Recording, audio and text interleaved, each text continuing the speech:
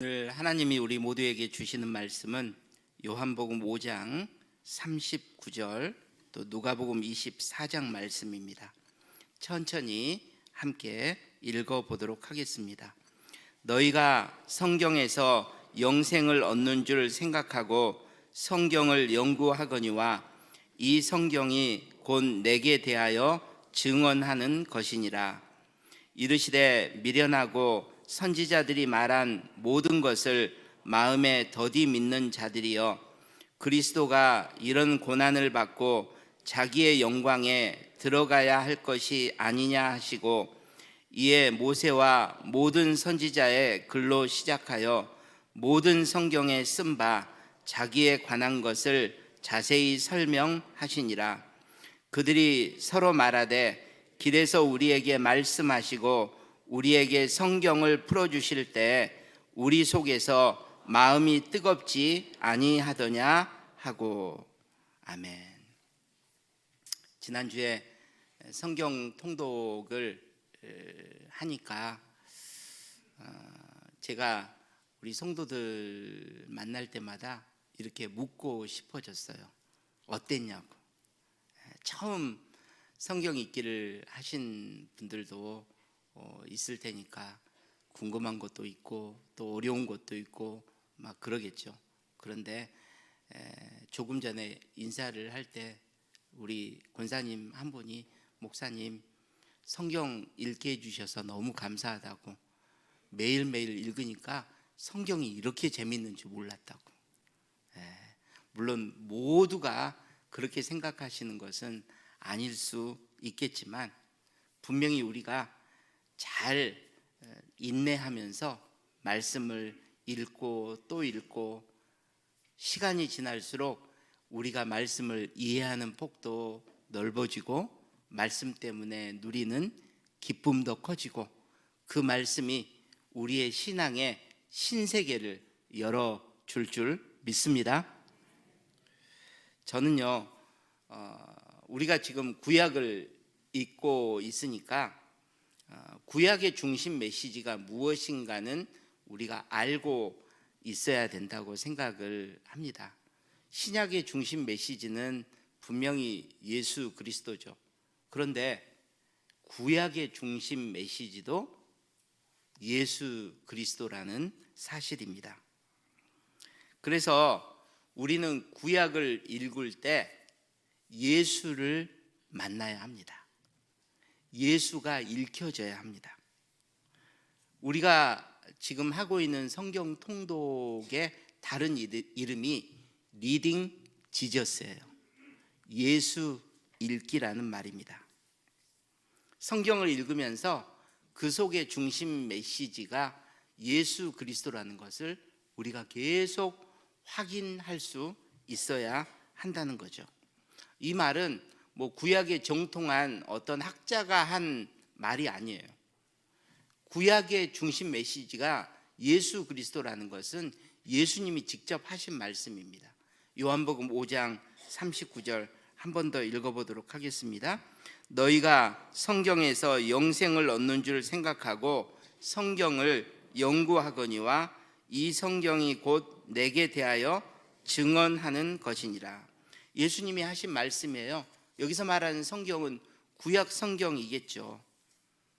구약 성경이 예수님을 증언하고 있대요.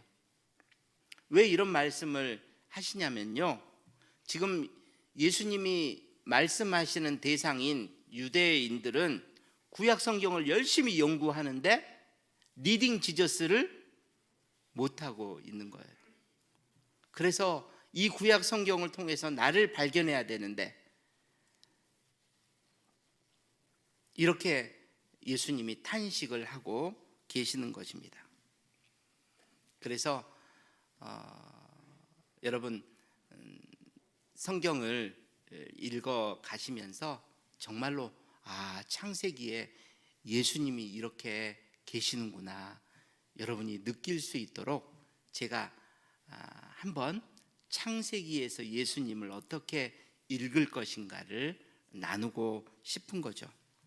저는요, 예수님에 대해서 창세기가 기록하고 있는 세 가지 영역을 여러분과 함께 생각해 보기를 원하는데요. 첫 번째는 창세기가 예수 그리스도에 대해서 직접적으로 애언을 하고 있다는 것입니다. 그러니까 앞으로 우리가 신약 시대에 경험할 그 복음을요, 창세기에서 발견할 수 있어요. 창세기 3장 15절을 보면요, 여러분 이 구절 다 아시죠? 제가 지난번에도 설명드렸으니까 하나님이 여자의 후손을 보내시겠다고 말을 해요. 여자의 후손이라는 말은 사람이라는 말이죠. 근데 사단을 이겨요? 뱀의 머리를 짓밟아요? 사단을 이길 수 있는 힘은 하나님만 가지고 계시니까 하나님인 존재가 사람이 되어서 오신다는 말 아닙니까? 이 여인의 후손은요, 예수 그리스도를 가리키는 말입니다. 그런데 이 여인의 후손이 예수 그리스도를 가리킨다는 말을 사도 바울도 알고 있었어요.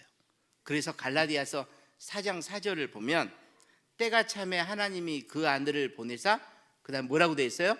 여자에게서 나게 하시고. 여러분 생각해 보세요.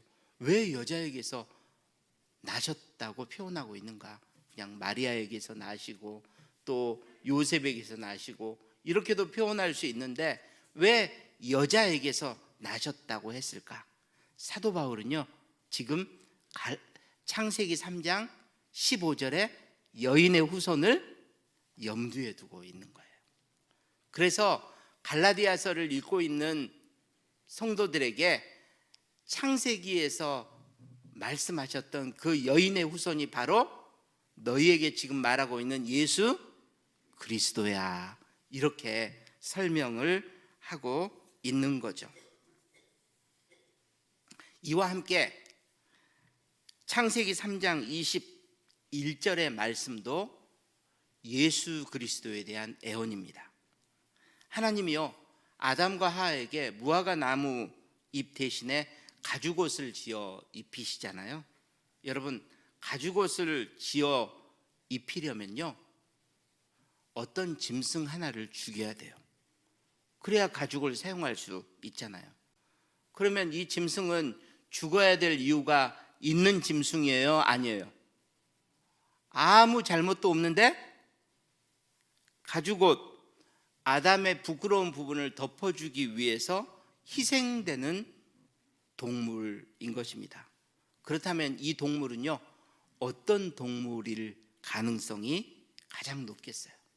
여러분이 하나님 입장에서 생각을 해보세요. 앞으로 예수 그리스도를 이 땅에 보내실 계획을 하나님은 이미 가지고 계세요. 이들에게 예수 그리스도의 희생을 미리 보여주고 싶으세요? 그러면 어떤 동물을 선택하시겠어요? 양을 선택하겠죠. 여러분, 그것이 그 다음 이야기에서 나오는 아벨이 양을 키운 이유예요. 아벨 때는요, 양고기를 먹지 않았어요. 짐승의 고기를 먹은 것은요, 홍수 이후의 일입니다. 하나님이 먹으라고 허락을 하셨거든요. 근데 고기도 먹지 않는 양을 왜 키워요? 하나님이 아버지 어머니에게 양의 가죽으로 옷을 입혀주신 것을 알고 있으니까 양을 키워서 옷을 만들기 위한 것이죠. 그러므로 이 가죽옷은요, 예수 그리스도, 무제한 예수 그리스도의 희생을 우리에게 미리 알려주는 사건인 것입니다. 여러분, 그래서 사도 바울은요, 이것을 알았기에 갈라디아서 3장 27절에서 이런 표현을 써요. 같이 읽겠습니다. 누구든지 그리스도와 합하기 위하여 세례를 받은 자는 그리스도로 옷 입었느니라. 그리스도로 옷 입었다? 여러분, 이것이 무슨 뜻일까요? 바울이 구약에 정통했다는 것을 여러분 알고 있어야 됩니다. 바울은요, 가죽옷을 지어 입힌 이 사건을요, 분명히 기억하고 있습니다. 그런데 왜 그리스도로 믿는 자들은 다 옷 입었다고 할까? 여러분, 창세기 3장 21절에 나오는 그 가죽옷을 염두에 두고 그때 하나님이 지어주신 가죽옷을 입었던 것처럼 우리는 예수 그리스도의 은혜로 옷을 입고 있다고 말한 것입니다.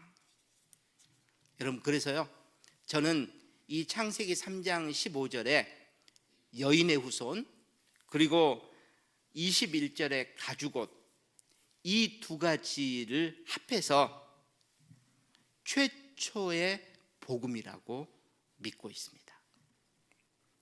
지금까지는 대부분 창세기 3장 15절만 가지고 이것이 원시복음이다 이렇게 이야기를 했어요. 원시복음, 여러분 뭐 미개한 복음이라는 말이 아니에요. 번역을 최초의 복음이라고 해야 되는데 뭔가 좀 잘못 번역을 한 거죠. 최초의 복음이 창세기 3장 15절이라고 가르쳤는데, 저는 제가 목회를 하면서 생각을 해보니 이 21절까지 함께 묶어서 최초의 복음이라고 말하는 게 맞아요. 복음에는 복음이 제시해야 될 내용이 다 나타나야 되잖아요. 예수 그리스도가 오신다, 그분이 나를 위해서 대신 죽으신다, 대속이 나타나야 돼요. 그래서 이 두 가지를 합해서 저는 최초의 복음이 성경에 드러난 경우라고 말할 수 있다 이렇게 생각을 합니다. 두 번째로 창세기에서 나타나는 예수 그리스도, 그것은요 장차 오실 예수 그리스도를 애언하는 영역뿐만 아니라 그 그리스도가 구약 안에서도 등장한다는 것입니다. 여러분, 신약의 그리스도가 아니라 구약의 그리스도가 창세기에 나타나시는 거예요. 물론 구약에서는, 이 창세기에서는 성육신하신 여호와 하나님으로 나타나지만 그분이 구약의 그리스도라는 것을 우리는 알 수 있습니다. 아브라함이 이 구약의 그리스도를 처음 만난 분인데요, 창세기 18장에서 아브라함이 새 나그네를 초대해 가지고 극진하게 대접을 하잖아요. 다음날 아침에 그 중에 두 사람은 먼저 소돔으로 떠나고요, 아브라함은 남은 한 분과 이야기를 나누는데 이야기의 내용이 심상치 않죠. 그렇죠? 소돔과 고모라를 심판하려고 한다니까 아브라함이 그분에게 유명한 기도를 해요. 의인 10명만 거기에 있더라도 그 성을 멸망시키는 것은 하나님의 공의에 맞지 않는다. 그러니까 용서를 해달라, 그렇게 기도를 하죠. 그래서 그분이 허락하시지 않습니까? 그렇다면 도대체 이분이 누구냐?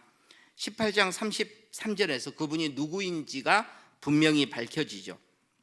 33절, 여호와께서 아브라함과 말씀을 마치시고 가시니.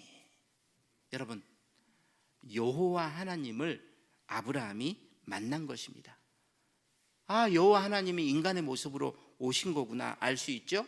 그 다음 19장 1절을 보면 세 나그네 중에 두 사람, 먼저 소돔으로 간 그 두 사람은 뭐예요? 여호와 하나님을 호위하고 있었던 두 천사라는 것을 알 수 있죠. 그렇다면 여기서 인간의 모습으로 오신 여호와 하나님이 누구냐? 제가 성육신하신 구약의 그리스도라고 말씀을 드리는 이유가 요한복음 8장 56절 때문입니다. 같이 읽겠습니다.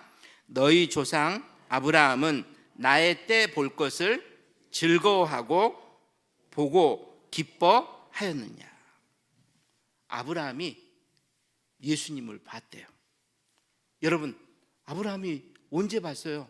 성경에 나온 경우로는요, 이 18장에서 육신으로 오신 하나님을 본 것뿐입니다. 따라서 이 18장의 사건은요, 아브라함이 구약의 그리스도를 만난 거예요. 성육신하신 그리스도를 만난 것입니다. 제가 생각하기에 믿음의 조상이니까 하나님이 구약의 그리스도를 만나도록 해 주셨다. 저는 그렇게 생각을 합니다. 아브라함은요, 아까 살펴본 그 아담에게 약속한 여인의 후손이 앞으로 오실 것을 알고 있었어요. 그리고 모든 민족에게 복이 될 자신의 씨, 후손이 또 앞으로 오게 될 것도 알고 있었습니다. 그러니까 그 그리스도가 오실 때를 아브라함이 바라보면서 그것을 즐거워하다가 실제로 창세기 18장에서 이 그리스도를 보고 기뻐한 것입니다. 그렇게 해석해야 예수님의 말씀이 진리가 되는 거죠. 여러분, 아브라함은 구약의 그리스도를 만난 줄 믿습니다. 그러니까 이 18장 이후에 어떤 때인지는 모르지만 어느 정도 시간이 흘렀겠죠. 보자마자 그걸 알지는 못했을 테지만 이 요한복음 8장 56절의 말씀처럼 그분이 앞으로 오실 나의 후손이라는 것, 그것을 아브라함이 분명히 확신하게 된 계기가 있었다는 것입니다. 그런데 아브라함만 구약의 그리스도를 만난 게 아닙니다. 야곱도 구약의 그리스도를 만납니다. 언제냐면 창세기 32장의 야복강에서 만나는 것입니다. 지금 야곱은 형 에서를 만나는 것이 두렵죠. 대면하는 것이 두려워요. 그때 나를 죽이려고 했으니까 지금도 나를 죽일까 봐. 그래서 강을 건너지 못하고 혼자 밤을 지새는데 그 밤에 한 사람이 찾아와서 야곱과 씨름을 해요. 제일 처음에는 형이 보낸 어떤 자객이 아니었을까 생각을 하고 싸운 거겠죠. 그런데 호세아 12장 4절을 보면 야곱이 천사와 겨루었다고 표현하고 있습니다. 그런데요, 창세기 32장 30절을 보면 야곱은 뭐라고 이야기하냐면, 같이 읽도록 하겠습니다.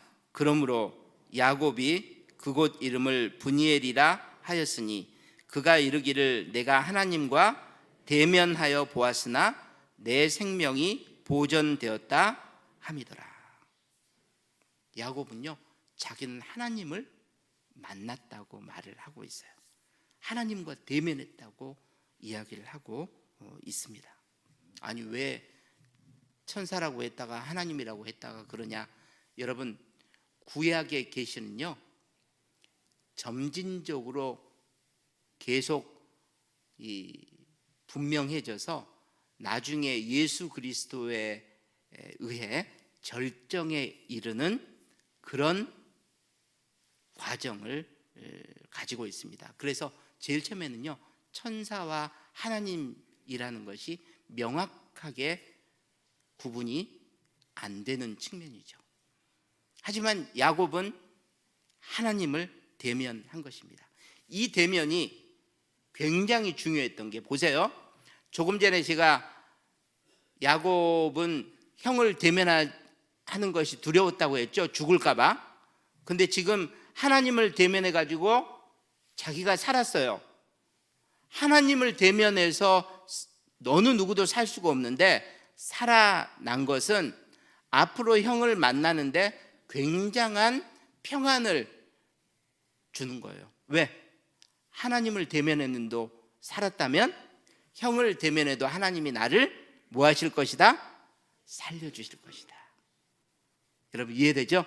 그러니까 야복강을 건널 수 있는 것입니다.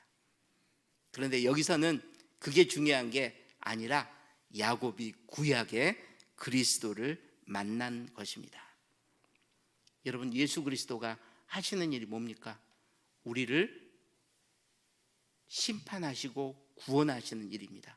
그래서 아브라함을 만난 그 예수 그리스도는요, 소돔과 고모라의 심판과 구원에 대해서 이야기 나누고 그것을 실행하시지 않습니까? 또 그리스도는 무슨 일을 하십니까? 우리 안에 들어오셔서 신자들을 성화시켜 가세요. 그래서 야복강에서 야곱을 뭐 하세요? 자아를 깨뜨리셔서 성화시켜 가시는 일을 하십니다. 사랑하는 여러분, 아브라함과 야곱을 만나 주신 분이 구약의 그리스도인 줄 믿습니다. 자, 이제는 세 번째 영역을 말씀드리겠습니다. 첫 번째는 오실 예수 그리스도를 예언한 것이었죠. 두 번째는 구약에도 등장하는 예수 그리스도였습니다. 세 번째는요, 성경에 나오는 인물들 중에 예수 그리스도를 미리 보여주는 모형이 있다는 것입니다. 예수님이 원형이면 모형의 역할을 하는 사람들이 있다는 거예요. 그 첫 번째 인물이 이삭입니다. 창세기 22장을 보면 하나님이 아브라함에게 네가 사랑하는 아들 이삭을 데리고 모리아산에서 번제로 드리라고 하시잖아요. 그래서 이삭을 데리고 모리아산에 딱 올라가서 칼을 들어 이삭을 죽이려고 하는 찰나에 하나님이 천사를 통해서 이삭을 멈추게 하십니다. 제 생각에는 아브라함의 손을 붙잡으셨던 것 같아요. 이삭을 죽이지 말라고. 여러분, 이삭을 죽이는 것은 하나님의 본심이 아니었습니다. 아브라함의 믿음을 테스트해 보려는 생각이었죠.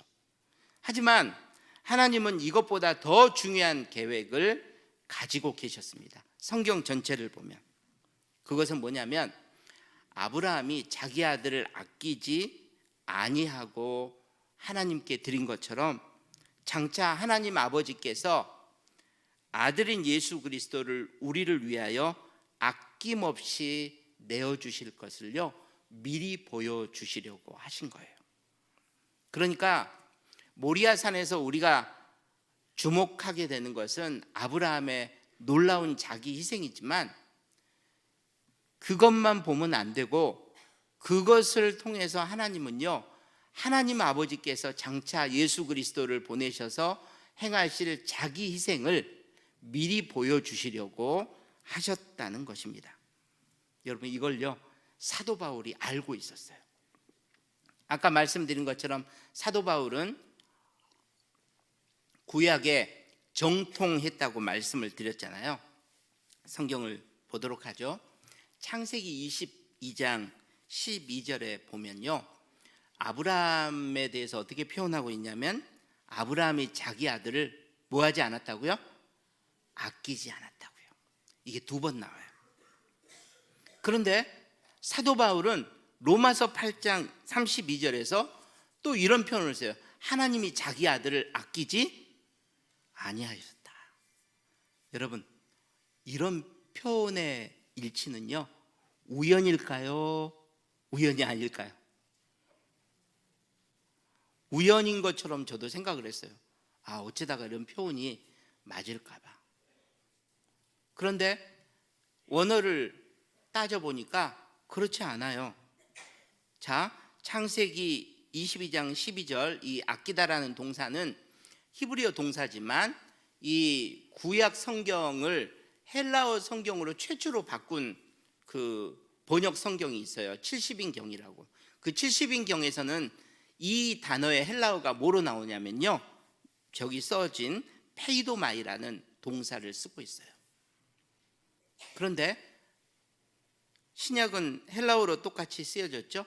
로마서 8장 32절에 하나님이 자기 아들을 아끼지 아니하셨다라고 할 때의 그 아끼다라는 동사 또한 페이도마이라는 동사를 똑같이 쓰고 있어요. 제가 아까 사도 바울은 구약의 정통한 학자라고 그랬죠. 어떤 표현을 쓸 때 어떤 단어를 썼는지를 다 알고 있어요. 그러면 사도 바울은 이 창세기 22장 이 구절을 알고 있으면서 지금 이 로마서 8장 32절을 기록하고 있는 것입니다. 이게 우연이겠습니까?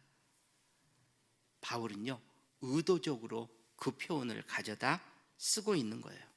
그래서 창세기에 나온 그 22장에 나온 아브라함이 자기 아들을 아끼지 아니한 사건은 아브라함의 믿음만을 지금 부각시키는 사건이 아니라 사실은 장차 하나님께서 자기 아들을 아낌없이 내어주실 것을 보여주는 사건이라고 사도 바울은 해석하고 있었다는 사실입니다. 그러니까 이렇게 보면 이삭은요, 십자가의 예수 그리스도를 미리 보여주는 모형인 줄 믿습니다. 이걸 이 창세기 22장에 이삭이 기꺼이 아버지의 뜻에 순종하는 모습을 보아서도 우리가 확인할 수 있습니다. 여러분, 우리가 이삭을 보면서 그런 질문 많이 던지잖아요. 그 당시 이삭은요, 약 17세, 18세가 된 청년과 같은 젊은 사람이에요. 아브라함은 100세가 훨씬 넘었고요, 120세 가까이 되는 할아버지인데 어떻게 아브라함이 이삭을 묶을 수 있겠어요? 이삭이 싫으면요, 얼마든지 도망갈 수 있고 얼마든지 저항할 수 있잖아요. 그런데 아브라함이 이삭을 죽이려고 했다는 것은 이삭을 결박시켰다는 이야기 아닙니까? 어떻게 이삭이 결박이 돼요? 그래서 여기서 보이는 이삭은요, 아버지 뜻에 순종하는 아들의 모습이에요. 여러분, 이게 예수 그리스도께서 하나님 아버지의 뜻에 따라 십자가에 자발적으로 순종하시는 모습과 일치하죠. 여러분, 그래서 이삭은요, 자발적으로 순종하신 예수 그리스도를 미리 보여주는 모형이 되는 것입니다. 모리아산의 이삭은요, 골고다 언덕 갈보리산의 예수 그리스도의 모형인 줄 믿습니다. 여러분, 이 이삭만큼이나 예수 그리스도를 미리 보여주는 모형이 되는 인물이 또 있습니다. 그게 바로 요셉입니다. 요셉은 성경에 나온 인물 중에서 예수 그리스도의 인격과 생애를요, 거의 완벽하게 미리 보여주는 모형이 돼요. 성경에서 요셉만큼 완벽하게 보이는 인격을 가진 사람이 또 있습니까? 요셉은요, 예수 그리스도의 모형이에요. 고난의 모형이기도 하죠. 예수님이 동족들에게 팔려서 십자가형을 당하신 것처럼 요셉도 형들에게 팔려서 애굽으로 보내진 거죠. 요셉은 은 20개에 팔리고 예수님은 은 30개에 팔렸습니다. 높이심의 모형도 됩니다. 하나님은 예수님을 무덤에서 살리셔서 지극히 높은 하나님의 보좌의 우편에 앉히셨죠. 마찬가지로 하나님은 요셉을 감옥에서 꺼내서 애굽 총리의 자리에 앉게 하셨습니다. 고난과 높이심의 모형인 거죠. 그런데 그것보다 더 중요한 것이 있습니다. 요셉은 구원자 예수님을 보여주는 모형이라는 것입니다. 창세기 50장 20절 같이 읽겠습니다. 당신들은 나를 해하려 하였으나 하나님은 그것을 선으로 바꾸사 오늘과 같이 많은 백성의 생명을 구원하게 하시려 하셨나니. 여러분, 요셉이 하나님의 궁극적인 목적을, 지금 자기를 향한 목적을 말하고 있는 거예요. 애굽의 총리가 되게 하셨다라는 말이 아니라 그게 궁극적인 목적이 아니에요. 많은 백성들의 생명을 구원하게 하셨다. 놀라운 말이거든요. 7년 대기근 동안 7년 풍년에서 차곡차곡 챙겨놓은 그 곡식들을, 창고를 열어서 애굽 백성뿐만 아니라 주위에 있는 민족들의 백성들을 다 살렸어요. 요셉이. 요셉은 그것이 하나님의 궁극적인 목적이었다고 지금 말하고 있잖아요. 바로 이 부분이 요셉을 통해서 예수 그리스도께서 하실 사역이 구원의 사역이라는 것을 우리에게 미리 하나님이 가르쳐 주고 계시는 것입니다. 여러분, 모형이 있다면 원형이 있는 것입니다. 이삭과 요셉은 모형이고 그것을 통해서 원형이신 예수 그리스도를 우리가 구약에서부터 미리 알도록 만들어 주신 것입니다. 사랑하는 여러분, 구약을 우리가 계속 읽어가면서 구약의 중심 메시지인 예수 그리스도를 함께 우리가 만날 수 있는 은혜가 있기를 주님의 이름으로 축복합니다. 말씀을 맺도록 하겠습니다. 마지막으로 우리가 읽었던 누가복음 24장 25절 27절을 보면요, 부활하신 예수님이 엠마오로 가는 두 제자를 찾아와 만나주고 계세요. 그들은 예수님이 부활하셨다는 소식을 들었지만 그 부활을 믿지를 못해요. 그래서 낙심한 채 엠마오로 가고 있어요. 예수님이 그들에게 모세와 모든 선지자의 글로 시작해서 구약 성경에 쓴 바 자기에 관한 것을 자세하게 설명을 해 주십니다.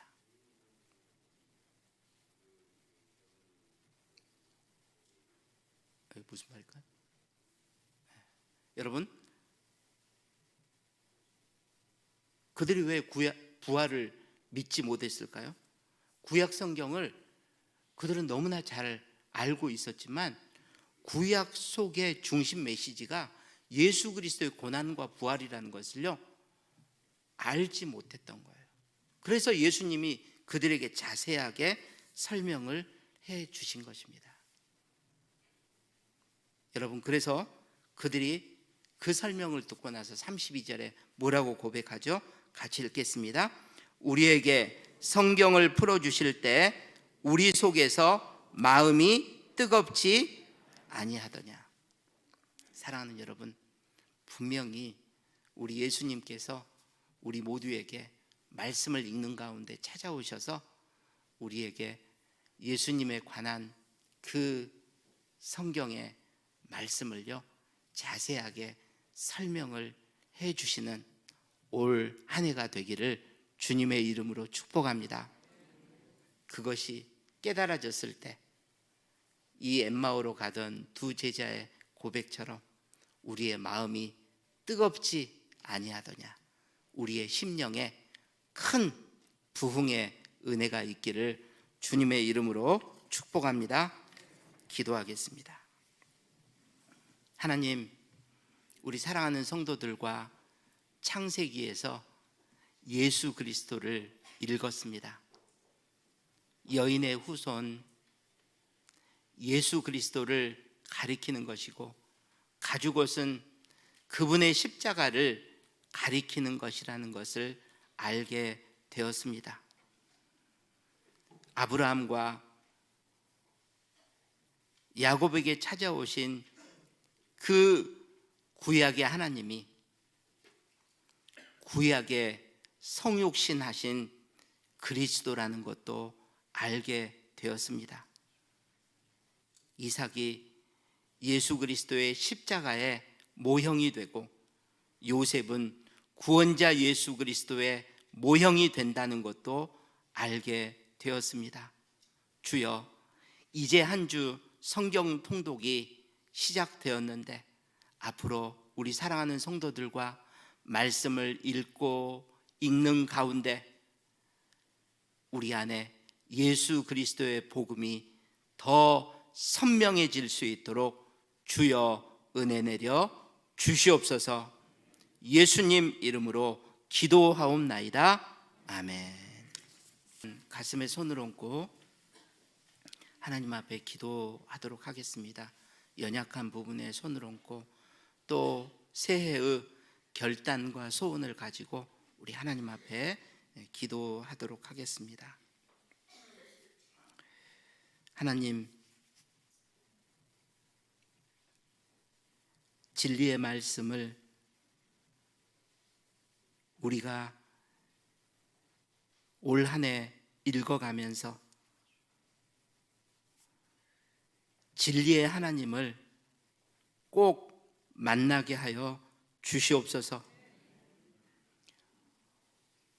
우리를 사랑하시고 우리를 절대로 포기하지 않으시는 주님의 그 놀라운 은혜의 강물이 우리의 인생 가운데, 우리의 가정 가운데, 우리의 공동체 가운데 흐르게 하여 주시옵소서.